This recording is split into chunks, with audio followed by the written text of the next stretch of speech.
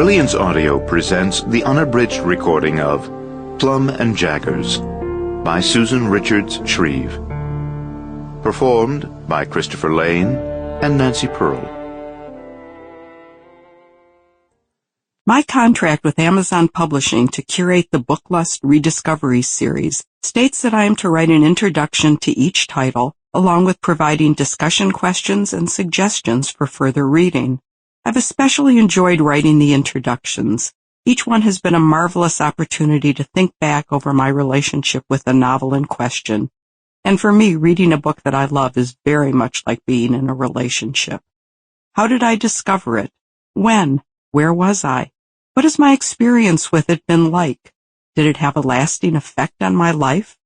Have I thought about it over the years, or at least occasionally? How often have I been back to revisit it?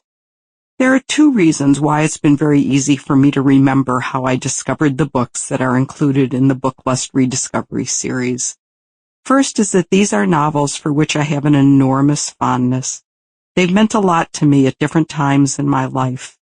The second reason is that although I have a terrible memory of the facts and events of my so-called real life, I once entered the wrong date of birth for my husband on an important document.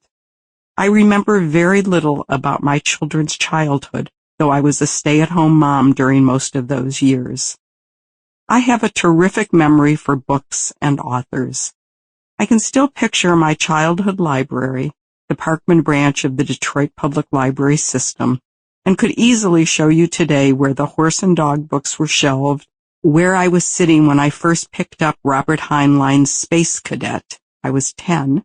And what shelves I was standing in front of when I discovered Wild Decembers, a biographical novel about the Brontes that was so desolate it put me off from reading anything by Emily, Charlotte, and Anne for decades. Even today, just thinking about their lives makes me sad. And with Susan Richards Shreve's Plum Jaggers, remembering when and where I was when I read it is a no-brainer. Shreve has written 11 novels and many more books for children, and I was with her, metaphorically, from the very beginning. In 1974, at the Stillwater, Oklahoma Public Library, I picked up a copy of A Fortunate Madness from the display of new books.